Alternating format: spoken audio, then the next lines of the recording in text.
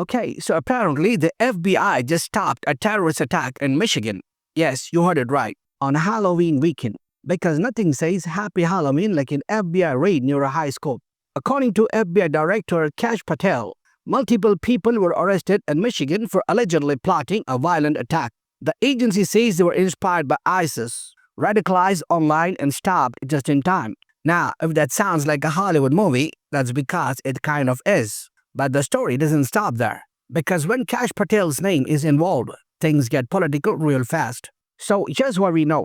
Early Friday morning, residents of Dearborn, Michigan woke up to flashing lights, FBI SUVs, and the kind of no-comment statements that make you think, oh no, this is serious. The Dearborn Police Department confirmed that the FBI conducted operations in the area but said, quote, there is no threat to the community. Which, okay, cool, but also you just say the words terrorist plot and FBI operation. That's like saying, yeah, the shark's in the pool, but don't worry, he's chilling. But I'm still not getting in the water, man. Let's talk about where this happened. Dearborn, Michigan, home of the Ford Motor Company and also the largest Arab American community in the United States. It's a proud, tight-knit city that's been through this kind of attention before, especially after 9/11. When being Arab or Muslim in America basically meant you were one bad headline away from a knock on the door. So when news breaks that there's been an ISIS-inspired plot and FBI activity in Dearborn, a lot of people in that community are thinking, here we go again. And that's the challenge, right? How do you report a story about alleged terrorism without feeding into fear, profiling, or assumptions? Now, let's talk about the man at the center of this. Kash Patel, the man who looks shocked every time. He's the current FBI director, appointed by President Donald Trump during his second term. If the name sounds familiar, it's because Patel has been a very visible and controversial figure in Washington for years. From his time in Trump's national security circle to his work on intelligence committees and now as the FBI's top guy. So when Patel makes a big announcement like, we just thwarted a terrorist attack, it's not just a law enforcement update, it's a political statement too. And he knows that. In his post, Patel said, thanks to the men and women of the FBI and law enforcement everywhere standing guard 24/7 and crushing our mission to defend the homeland. That's a strong line. It's patriotic, it's dramatic, it's also very Kash Patel. Now, here's the context that matters. This isn't the first time Patel's FBI's claimed to stop a terrorist-related attack in Michigan. Back in May, they arrested a 19-year-old named Amr Abdulmajid Mohammed Said, a former National Guard member who allegedly plotted a mass shooting at a U.S. Army base in Warren, Michigan. He supposedly told undercover agents he wanted to do it on behalf of ISIS. So, Michigan has already been a hotspot in these cases, and Patel's FBI is using it as a way to showcase, we are on it, we are keeping you safe. Which is fair, that's literally their job. But also, it's 2025.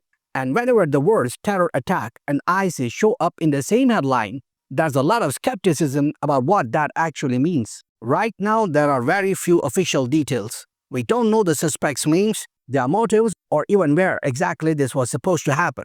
We just know it's ISIS-inspired. But that's one of those phrases that gets used a lot. Sometimes to describe a coordinated plot, and sometimes it's just a guy on Telegram talking nonsense. So before anyone jumps to conclusions, it's worth asking, how solid is this terror plot? Was it an imminent threat, or was it an online fantasy intercepted early? Because the FBI's track record on this stuff, it's complicated.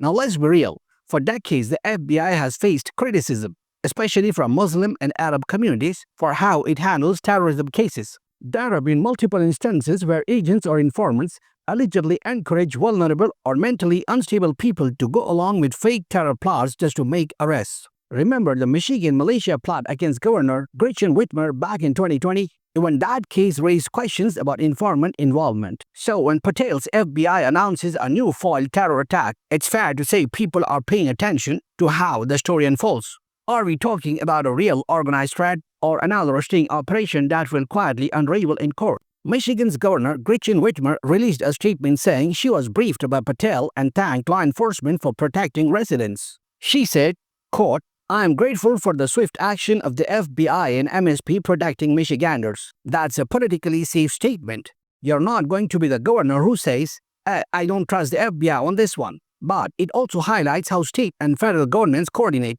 or perform coordination during crises like this. Because even if the threats are unclear, the political optics are crystal. The FBI looks strong, Patel looks decisive, and Michigan looks like it just dodged a bullet. Now, let's talk about the media angle. Most outlets, especially the big ones, ran the story exactly as written. FBI foils ISIS-inspired plot in Michigan. That's it. No follow-up, no deeper reporting. But if you live in Dearborn, if your family is Arab or Muslim, that headline can mean something very different. Because it doesn't just say FBI saved lives.